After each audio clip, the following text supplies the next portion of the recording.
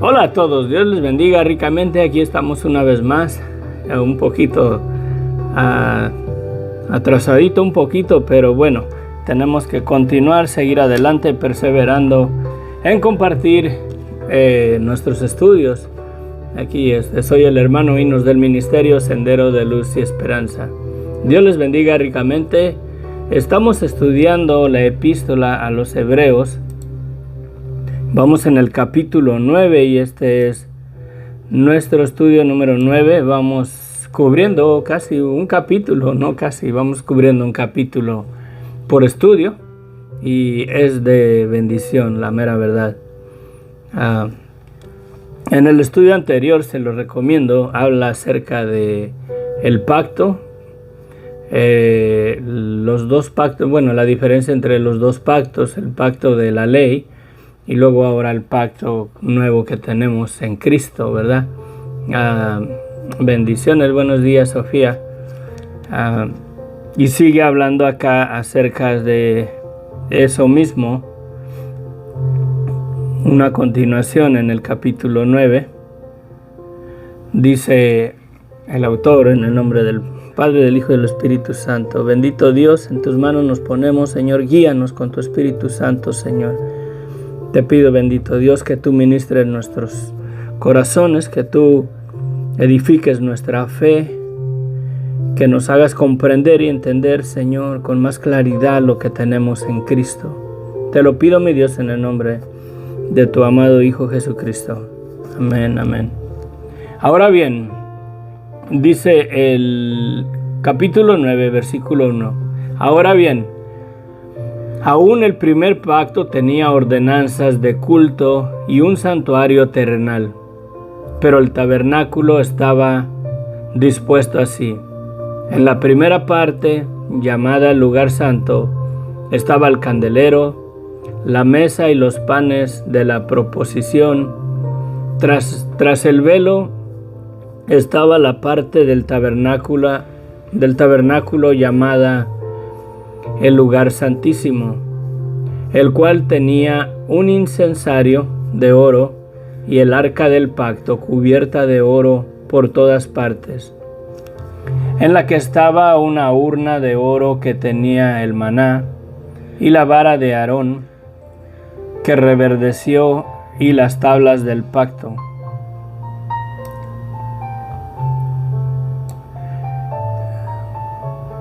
Y sobre ella los querubines de gloria que cubrían el propiciatorio, de las cuales cosas no se puede hablar en detalle.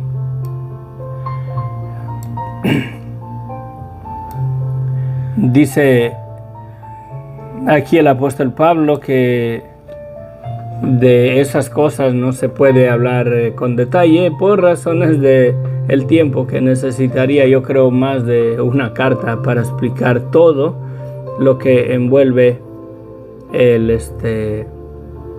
lo que se hacía y lo que envuelve el lugar santísimo. Podemos ver aquí esta palabra nuevamente, propiciatorio.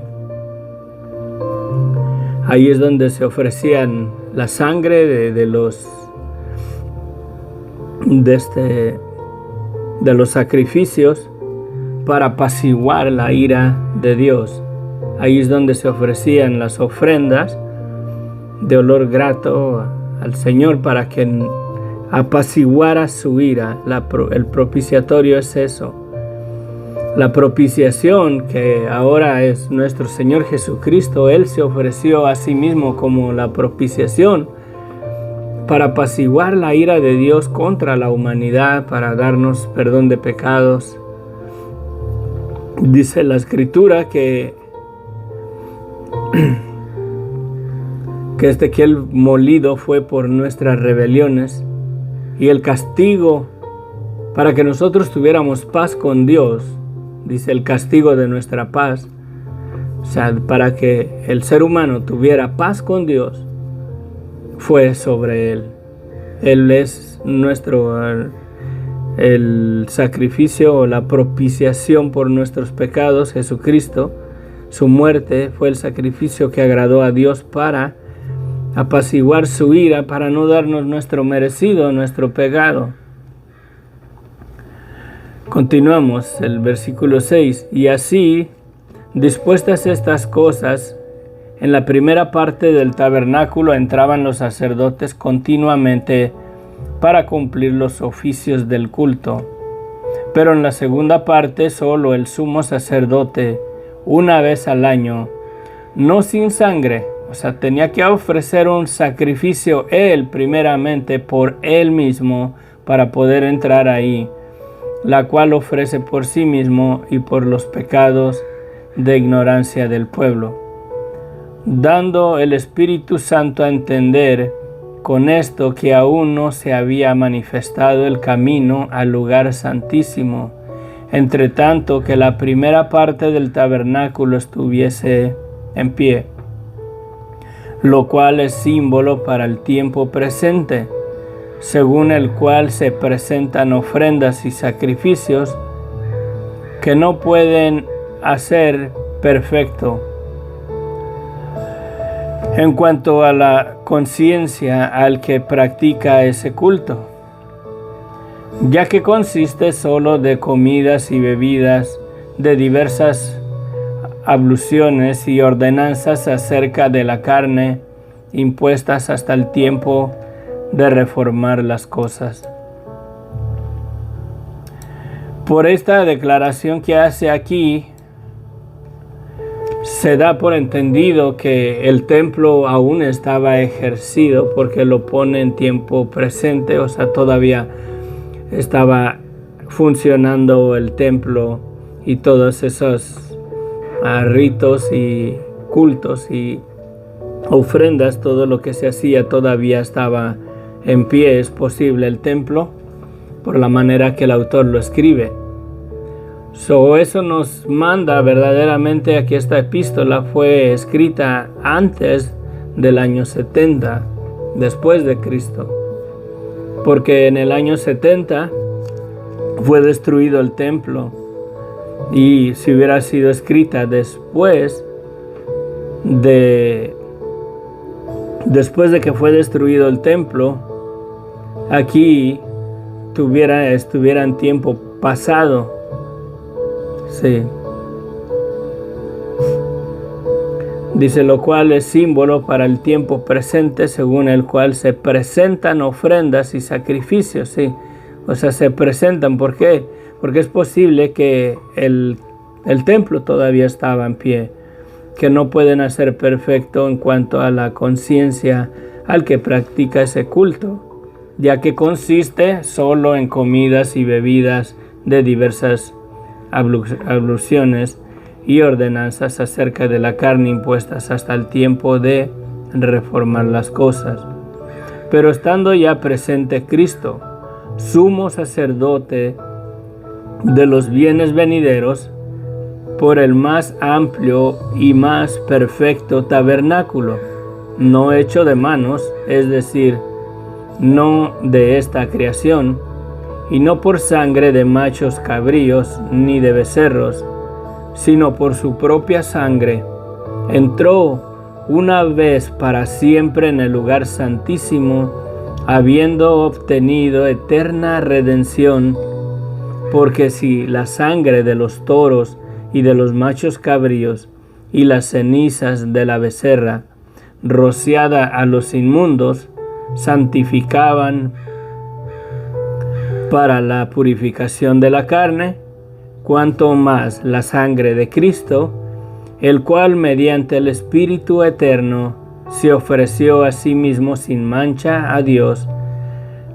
limpiará vuestras conciencias de obras muertas para que sirváis al Dios vivo. Sí. Si aquella sangre de aquellos machos cabríos apaciguaba la ira de Dios, y cuando se erigió el tabernáculo y cuando se dedicó, se roció con sangre, y esa sangre donde quiera que caía, las ropas de las vestiduras de los sacerdotes fueron santificadas, rociadas con sangre, y santificaba verdaderamente las cosas por la sangre de machos cabríos y de toros, cuánto más, dice, cuánto más la sangre de Cristo, la cual mediante el Espíritu eterno se ofreció a sí mismo sin mancha a Dios, limpiará vuestras conciencias de obras muertas para que sirvamos al Dios vivo. Verdaderamente la sangre de Cristo es lo que nos limpia de todo pecado. Esa sangre que fue derramada para quitar el pecado de la humanidad. Hay perdón de pecados para toda persona que se arrepienta. Puede recibir ese perdón que está disponible, que Dios ya ha provisto por medio de la sangre de Cristo.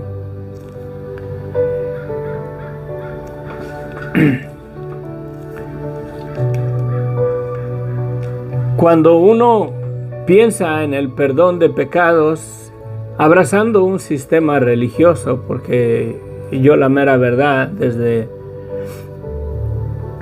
muy temprana edad, yo reconocía que las obras que hacía, vendido a la desobediencia, vendido al pecado, no le agradaban a Dios, que era pecado ante los ojos de Dios. Y decía, ya no lo voy a hacer para que Dios me perdone, y enseguida o al poco tiempo lo volví a hacer, y lo cual me condenaba, porque a la verdad llegué a creer que Dios nunca me iba a perdonar, porque yo no podía dejar de hacer esas cosas que no le agradaban a Dios. Y sé, ahora entiendo, ahora en Cristo, ahora que el Evangelio, Dios me ha permitido verdaderamente comprenderlo. Reconozco que no era otra cosa más que Satanás acusándome y diciéndome que era imposible que Dios me perdonara, porque yo seguía haciendo esas mismas cosas. Y sentía el perdón de Dios tan distante de mí. No lo comprendía, no lo entendía. Y llegué a hacer una vez un pacto con Dios cuando tenía yo 11 años de edad. Yo hice una promesa, lo que es fruto de la religiosidad en la cual estaba yo envuelto, en la esperanza religiosa de el catolicismo, por así decirlo, de que tienes que hacer algo para que Dios te perdone. Lo que yo oía de que cuando alguien se confiesa ante un sacerdote de la Iglesia Católica, te confiesas y te dan una penitencia, algo que tú debes de hacer, tantos rezos de esto, tantos rezos de aquello, según la magnitud de tus pecados, para que tus pecados te sean perdonados. Y enlazan el que uno debe de hacer algo para que Dios nos perdone. Y con esa idea en mi mente, con esa religión, a lo que me apuntaba esa religión es que yo tenía que hacer algo para que Dios me diera el perdón de mis pecados. Un día hice yo un pacto con Dios. Yo le prometí a Dios que yo iba a leer toda la Biblia, y esto fue cuando yo tenía 11 años de edad, para que Él me perdonara. Le eché muchas ganas, la comencé a leer, pero la corriente de la vida, paré yo creo como a la mitad de la Biblia, porque la mera verdad era perezoso para leer, y ya no la seguí más. Pasó el tiempo y yo sabía que yo tenía esa deuda, que tenía esa promesa que le hice a Dios, y que la cumplí hasta el año, en el 2004, yo cumplí esa promesa. Mi padre me regaló su Biblia, me la traje, y dije yo, tengo una promesa que hice ante Dios, hay un perdón ahí esperándome. Al acabar yo de leer la Biblia, Dios me va a perdonar. Ese era mi trato que hice con Dios.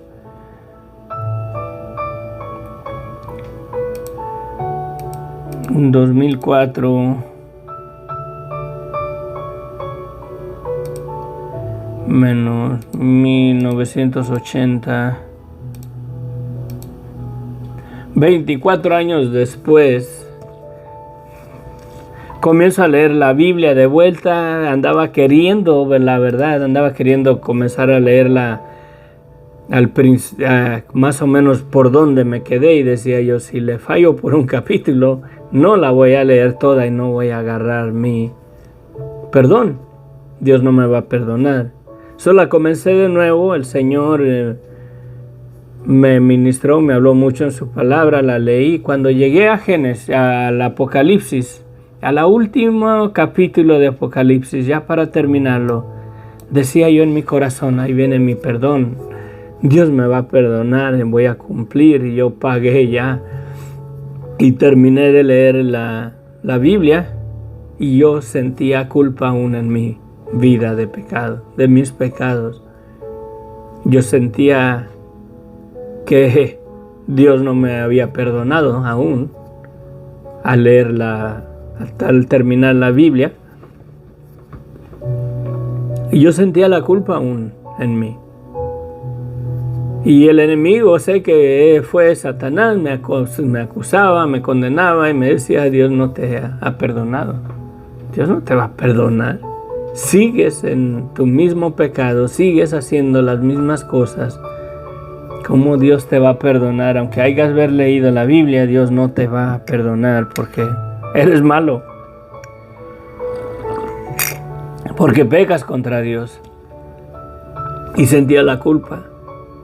Y durante ese periodo, del 2004 al 2005, el Señor me alcanza, me quebranta delante de su presencia, clamo a Él, le digo que yo no conocía a Cristo, que me perdonara, le digo a Jesucristo, perdóname porque yo no conozco el camino, no conozco la verdad, le digo, perdóname Jesucristo porque no te conozco. Y mi vida cambió desde aquel día. Sí.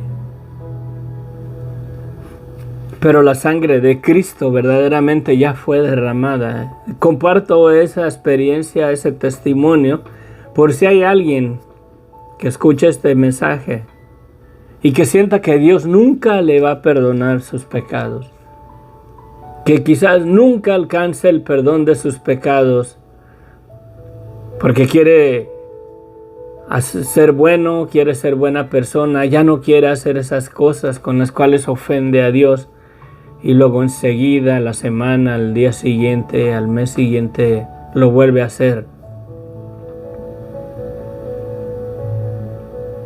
Cuando no se trata de que si Dios te va a perdonar porque tú comiences a ser bueno.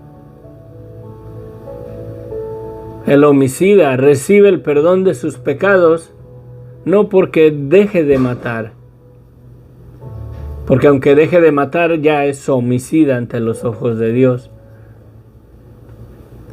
El homicida recibe el perdón de sus pecados siempre y cuando reconozca y se declare culpable, se declare un homicida delante de Dios. Y de igual manera, nosotros recibimos el perdón de nuestros pecados si nos arrepentimos, si nos declaramos culpables, si nos declaramos pecadores delante de Dios y le pedimos perdón y le decimos, Señor, perdóname que soy un pecador. Y la sangre de Cristo nos limpia de todo pecado. Sí, su sangre tiene poder para santificar nuestras vidas. Su sangre tiene poder para transformar nuestros corazones al abrazar y al entender verdaderamente el amor de Dios para con nosotros, el amor de Cristo para nosotros, que Él decidió voluntariamente dar su vida, derramar su sangre para darnos un perdón que verdaderamente no merecemos. Pero ese perdón está disponible para toda persona que reconozca su vida de pecado. Y esa sangre la sangre del Cordero de Dios que quita el pecado de nuestras vidas, lo podemos recibir siempre y cuando nos declaremos culpables ante Dios. Sí. Siempre y cuando nos declaremos culpables ante Dios. Pero estando ya presente Cristo, sumo sacerdote de los bienes venideros, por el más amplio y más perfecto tabernáculo no hecho de manos, es decir, no de esta creación, y no por sangre de machos cabríos ni de becerros, sino por su propia sangre, entró una vez para siempre en el lugar santísimo, habiendo obtenido eterna redención. Porque si la sangre de los toros y de los machos cabríos y las cenizas de la becerra rociada en los inmundos santificaba para la purificación de la carne, cuanto más la sangre de Cristo, el cual mediante el Espíritu Eterno se ofreció a sí mismo sin mancha a Dios, limpiará vuestras conciencias de obras muertas para que sirvas al Dios vivo. Así que por esto es mediador de un nuevo pacto, para que interviniendo muerte para la redención de las transgresiones que había bajo el primer pacto, los llamados reciban la promesa de la herencia eterna. Porque donde hay testamento es necesario que intervenga muerte del testador, porque el testamento con la muerte se confirma, pues no es válido entre tanto que el testador vive, de donde ni aun el primer pacto fue instituido sin sangre. Porque habiendo anunciado Moisés todos los mandamientos de la ley a todo el pueblo, tomó la sangre de los becerros y de los machos cabríos con agua, lana, escarlata y hisopo, y roció el mismo libro y también a todo el pueblo, diciendo: esta es la sangre del pacto que Dios ha mandado.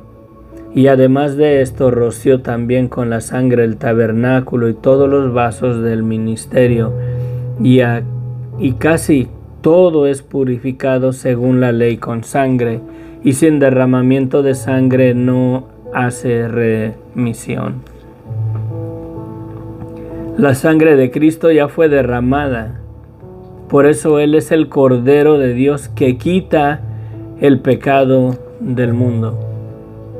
Es absurda la doctrina del purgatorio, porque si hay un purgatorio, entonces la sangre de Cristo no es suficiente para perdonarnos. Y si yo te exhorto y te doy esa doctrina de que el purgatorio es un lugar donde tú vas y pagas ahí por tus pecados, es porque a la verdad no he comprendido el Evangelio en una totalidad, porque aún estoy ciego en mis delitos y pecados, porque no he comprendido que la sangre de Cristo verdaderamente es suficiente y no hay necesidad de buenas obras, no hay necesidad de que ya no pequemos ante Dios, no hay necesidad de que seamos muy buenos ejerciendo nuestra religión para alcanzar el perdón de pecados, porque la sangre de Cristo nos limpia de todo pecado en el instante que nosotros le pedimos a Dios que nos perdone, reconociendo que somos pecadores. El arrepentimiento es eso, declararnos culpables ante Dios. Si nos arrepentimos, ese perdón es de nosotros. Cristo ya murió, Cristo ya nos perdonó en la cruz del Calvario. Y lo único que impide que no reciba las personas el perdón de sus pecados es nuestro propio corazón empedernido, no queriendo reconocer verdaderamente que somos malos, muy malos delante de los ojos de Dios. Nos creemos buenas personas, quizás en comparación de los asesinos, de todos los malandrines que se han levantado, de los secuestradores, de los violadores. En comparación de ellos, verdaderamente yo soy un angelito. Pero verdaderamente, comparando mi vida a la vida de Cristo, verdaderamente soy bueno. Verdaderamente vivo la vida perfecta que agrada a Dios. La verdad no. Y si reconocemos esa realidad, si reconocemos que no podemos cumplir y guardar el pacto de la ley, que quebrantamos los mandamientos de Dios, dice Dios, me recuerdo ahorita un mandamiento que Dios les dio en la ley, que si tú encontraras el asno de tu enemigo suelto en el camino, dice que lo agarres ese asno y lo guardes hasta que tu enemigo lo busque y se lo entregues.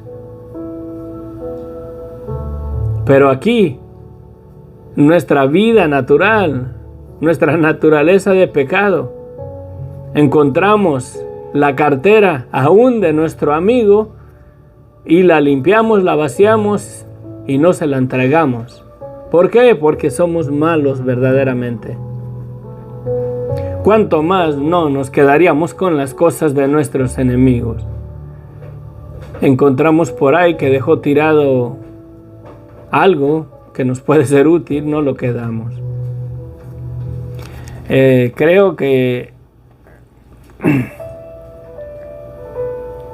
voy a ver qué es lo que sigue. Le vamos a tener que dar otra repasada mañana del 23 en adelante. Fue pues necesario, dice, el sacrificio de Cristo quita el pecado. Es el tema aquí. Fue pues necesario que las figuras de las cosas celestiales fueran purificadas así, pero las cosas celestiales mismas con mejores sacrificios que estos, porque no entró Cristo en el santuario hecho de mano, figura del verdadero, sino en el cielo mismo, para presentarse ahora por nosotros ante Dios, y no para ofrecer muchas veces como entra el sumo sacerdote en el lugar santísimo cada año con sangre ajena. De otra manera, le hubiera sido necesario padecer muchas veces desde el principio del mundo, pero ahora en la consumación de los siglos se presentó una vez para siempre por el sacrificio de sí mismo para quitar de en medio el pecado, y de la manera que está establecido para los hombres que mueran una sola vez y después el juicio, así también Cristo fue ofrecido una sola vez para llevar los pecados de muchos y aparecerá por segunda vez sin relación con el pecado para salvar a los que le esperan. Sí. Miren la realidad de las cosas. Dice que así también Cristo se ofreció una sola vez para llevar los pecados de muchos. No dice de todos, sino de muchos. La razón por qué dice de muchos es porque no todos le reciben, no todos le creen, no todos reconocen su vida de pecado y se arrepienten. No toda la humanidad va a ser salva. Pero ya es en la decisión de cada persona, de cada individuo, ya no está en Dios. Dios ha provisto el perdón de pecados para toda la humanidad. Si el hombre se arrepiente, ese perdón es suyo. Si no se arrepiente, el juicio y la condenación es suyo. Por eso dice aquí, para llevar los pecados de muchos. Concluimos porque me tengo que ir. Mi esposa ya estamos listos para salir. Esa es una realidad. Si crees que Dios nunca te va a perdonar, cree que Jesucristo ya murió en la cruz del Calvario. Jesucristo ya puso a la disposición el perdón de tus pecados. Si tú te arrepientes, reconoces verdaderamente que pecas contra Dios y que necesitas el perdón de pecados, ese perdón es tuyo. Si te declaras culpable ante los ojos de Dios y le dices, Señor, perdóname porque he pecado contra ti, tus pecados te son perdonados. Sí. De nuevo, de modo que si estás en Cristo, nueva criatura eres. Las cosas viejas pasaron, y aquí todas son hechas nuevas. Que nunca se nos olvide a los que estamos en Cristo la verdad, ¿qué es nuestra vida sin la sangre de Cristo? Que verdaderamente somos pecadores. Bueno, al menos yo sí. Aún en Cristo todavía estoy sujeto en esta naturaleza de pecado y de muerte. Pero con nuestra conciencia verdaderamente agradecidos por la sangre de Cristo, ya no practicamos, ya no es el estilo de vida nuestro. Si le fallamos a Dios, podemos doblar rodilla y venir y confesar nuestros pecados, y Él es fiel y justo para perdonarnos y limpiarnos de toda maldad. Amén. Padre bendito, gracias, Señor, en tus manos, Señor, nos ponemos. Si hay alguien, bendito Dios, que el enemigo lo está acusando de que nunca los vas a perdonar, Señor, así sea un homicida, Señor, te pido, bendito Dios, que la verdad del Evangelio resplandezca en su vida, que se declare culpable, que tu Espíritu Santo lo convicte y lo traiga a los pies de la cruz de Cristo y reciba el perdón de sus pecados que está disponible, porque la sangre de Cristo ya fue derramada y Él es el Cordero de Dios que quita el pecado de nuestras vidas. Te lo pido, mi Dios, en el nombre de Cristo Jesús. Amén, amén, amén. Nos vemos.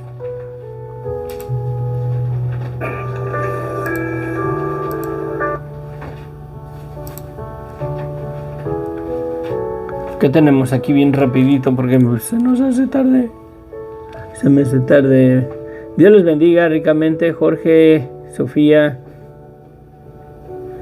Hay que trabajar, no hay más, ¿verdad? Ahorita también nosotros ya nos vamos. Dios es bueno, amén, Cristo. Saludos, una oración por mi hijo Jorge y Dani y Checo, amén. Señor, mira, Señor, la situación, la petición de ellos. Que sigamos adelante, Señor, y sigas trabajando, que te hagas una realidad en sus vidas, Padre.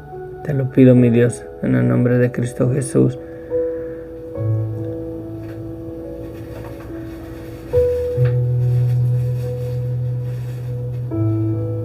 Amén. Sí.